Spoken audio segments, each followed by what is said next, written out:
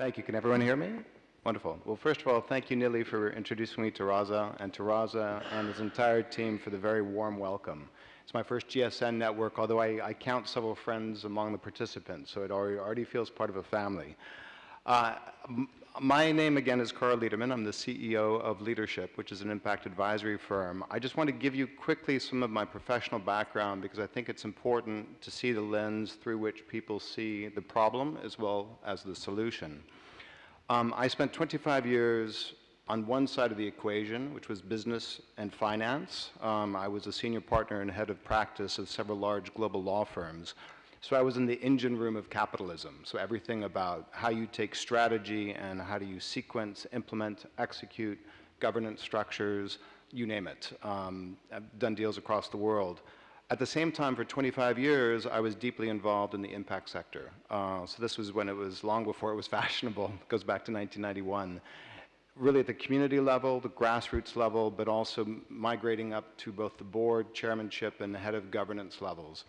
So I've seen changes in this industry which are quite significant. I've seen a need for initiatives and foundations and charities to become much more rigorous and professional, but I also see the need for business and finance to be effective social change agents. So that's the lens through which I'm approaching this. And the idea that we can kind of work together and not, there's inclusive capitalism, there's responsible capitalism. I like to think of collaborative capitalism. I'm a Clinton supporter, so I believe it takes a village, to borrow Secretary Clinton's words. So that's me, and that's the lens that I look at. And I do have the privilege of working with Nili on an exciting new project for the Ford Foundation, as well as the Syed School of Business at Oxford. And to Raza's point, I'd like to just briefly tell you what that approach is and how it fits into Goal 8. And I did a little bit of research in advance, so forgive me if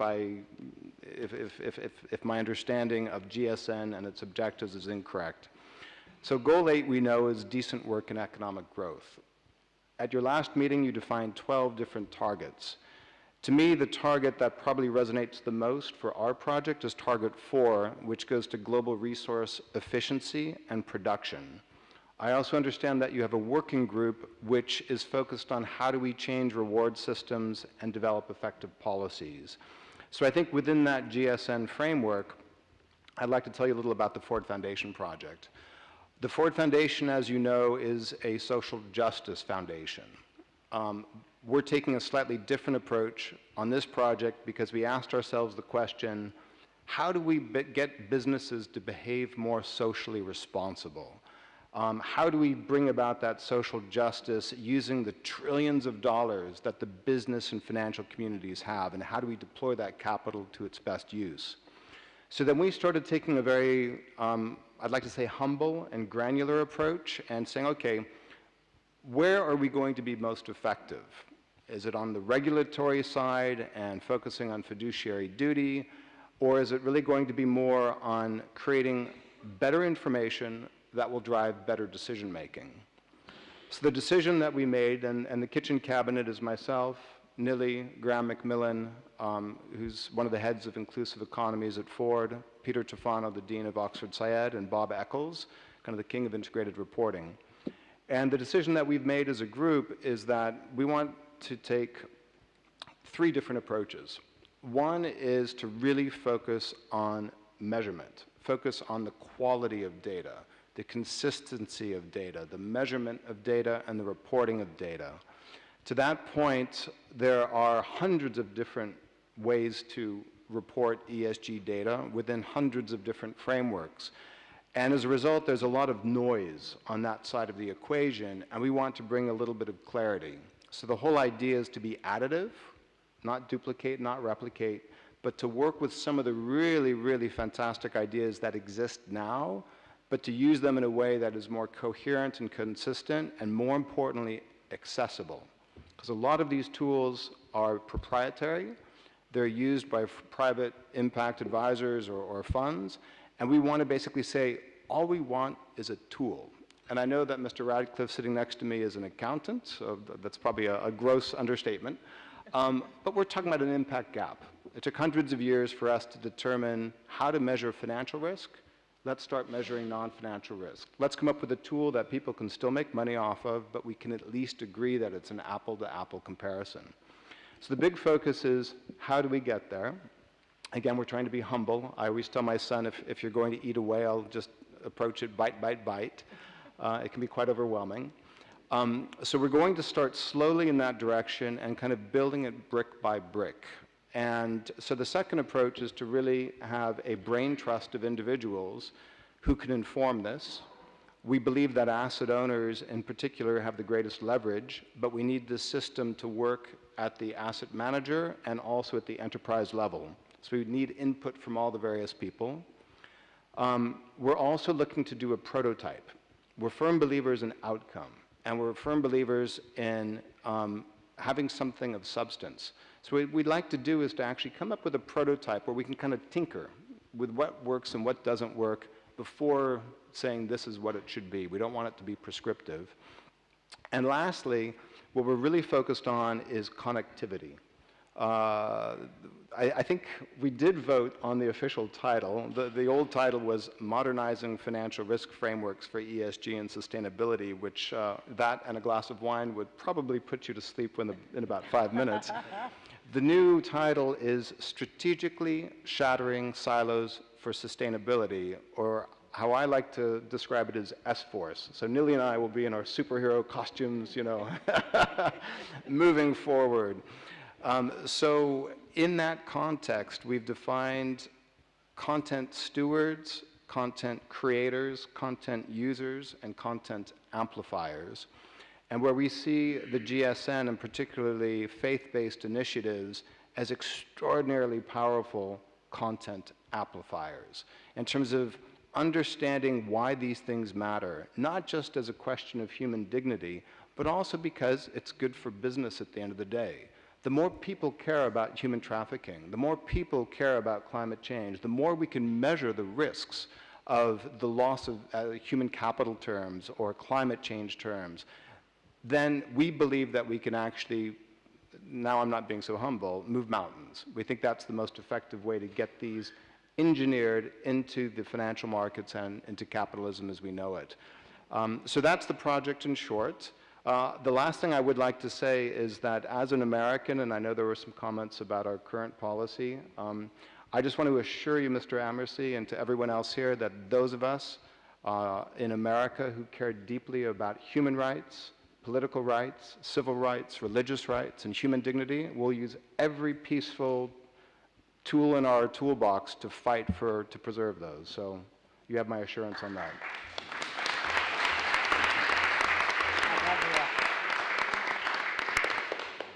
Could I request Mr. Mohammed Amersey to tell us as to what you're looking at doing? So thank you very much for those comments. I am on the board of the Side Business School, okay? And part of my work 2 to 3 years back was a paper that I entitled In Search of the Alpha.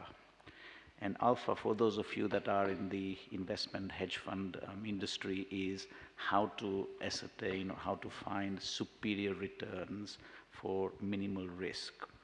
And that paper was focused not only on how to achieve superior financial returns, but also on how to measure empirically, if it's possible, returns based on social enhancement as well as environmental support. And so that is something that I know that the business school is highly focused on. I know Peter very well personally as well. He's in the Middle East at the moment, coming back to the UK next week. So it's something that if I can help you in furthering that, it would be a pleasure, because it's an area that I have spent some time looking at. Moving on from that, there are 2 or 3 initiatives that are presently underway in the UK where I believe that this particular grouping and forum can play a significant part. One of them is a research program that the British Academy has started. It's a 3-year program, and it will be formally launched by Prime Minister May in the first week of April. It's called The Future of the Corporation. and it is a very thorough global research piece that is going to examine what is the purpose of a company today. And the answer that it is there to enhance shareholder returns is not the answer today. That answer has changed significantly. And so this research, and Alistair Redfern met with Professor Mayer, who was the former dean of the business school. Peter succeeded him. So Colin Mayer is leading this. And I think that if we, as a group here, are able to contribute our views based on how we see the organization could or should be restructured and how it could or should work in the future, then I think that would be very well received. And the project has just literally started. And I think we can make a big contribution to it, given the diversity of views and competencies that we enjoy in this grouping. Okay. Thank you. I just wanted to add, thank you very much for that. I also know that Colin and Peter are also focused on the role of family-led businesses and how those missions that family-led businesses actually have can inform and kind of be grafted onto others. So if any of you, and you've mentioned that you have your family-owned businesses, I'm seeing Colin next Monday for one of the workshops. Speak to me, speak to Mr. Amercy, but they want people for content, not for funding, but for content. They want to understand what's worked in your families, what hasn't worked, and what would be applicable to companies in general. I also did want to say about the Syed Business School, what's really impressive is that it's a graduation requirement to actually study ESG and how it should be informed and incorporated into decision making. So it's a perfect example of institutions actually taking these ideas, applying them, and making them mandatory, not discretionary. So I just want to compliment the business school. And if you have any children interested, I'm sure Mr. Amercy will. Yeah, but seriously, it's a... If I may continue, Oh, of course. the second thing that has happened in the United Kingdom is Theresa May's government has published recently a green paper. And the green paper is one on corporate governance, and it asks 3 questions. Number 1 is about executive pay. The social contract or the social trust that exists between society and executives is broken. How do you restore that? And it's so interesting that even in today's day and age, governments are still tinkering with how to move a bit of cash from an upfront payment to a bonus payment and how to restructure option programs. Not a single government today, as far as I'm aware, is there that says, let's start to link pay to how good the company has been to its people and how good it has been to the environment.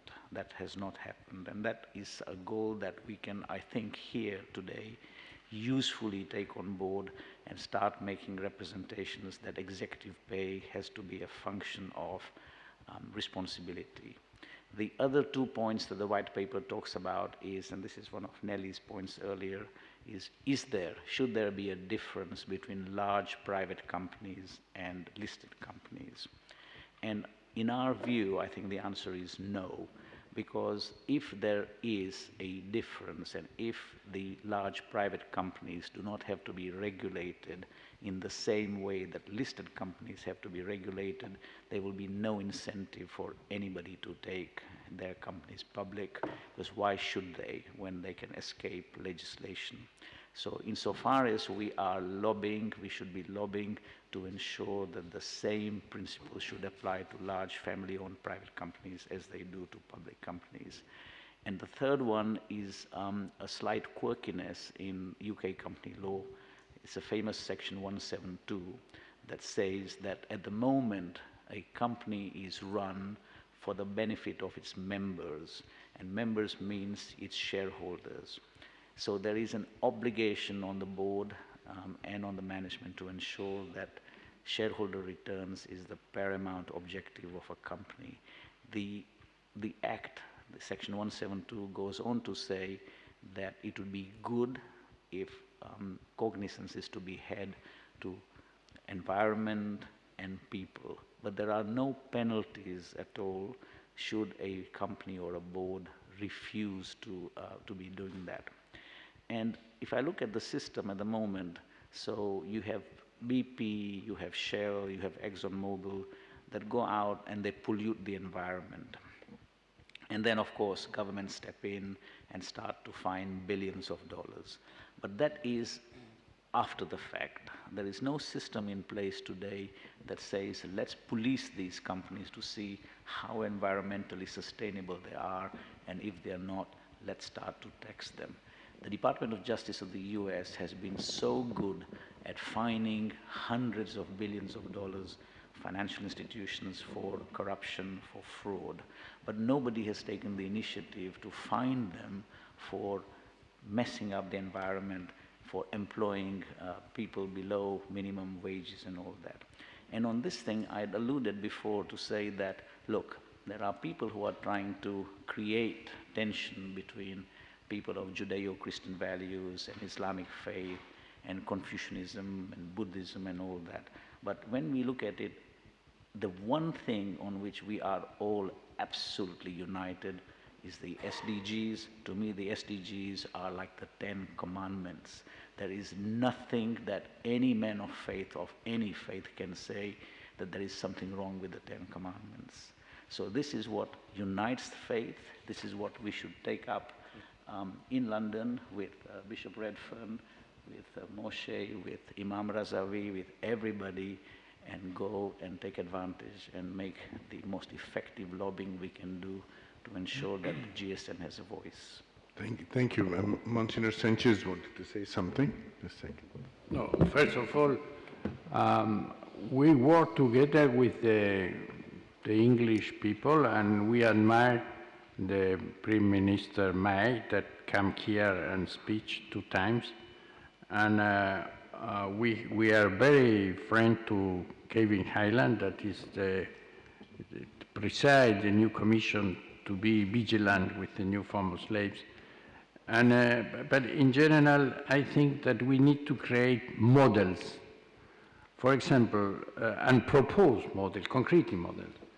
And for example, for the question of prostitution, that we consider that is a crime against humanity, we have the model, the Nordic model that began in Sweden, but after today just was accepted for all the, for many other countries, for example, for Canada and Norvege and Irish, all part of Irish, just was accepted last week. And I think this is the best model, for example, for this. But also, to have this commission created by the English people, that is presided by Kevin Highland, could be another model to control, especially the forced labor, the new form of slaves as like forced labor. And I think, for example, there was another idea that we need to show what are the multinationals that not have forced labor. And in the contrary, we need to have a list of the multinationals to have this, to know exactly. And I think that 4 is one that not have, but this could be important, that they convince the managers, the CEO and all the people to work in these multinationals, very important, to propose a model, because this model is good also for the economic things, and for the people, and for the happiness of the people. We need to convince the people that this is a good, the ethic is a good thing also for the common good and for the economy. And I think this is very important. But also to know what are the multinationals to have forced labor and slaves in the chain of the war. And we propose, for example, to have free of forced labor, to have some target to say this is a product free of forced labor. For example, this is a product that is free of forced labor. But this is very important, but in the contrary, if we don't have models, the people don't know exactly what can do. Thank you.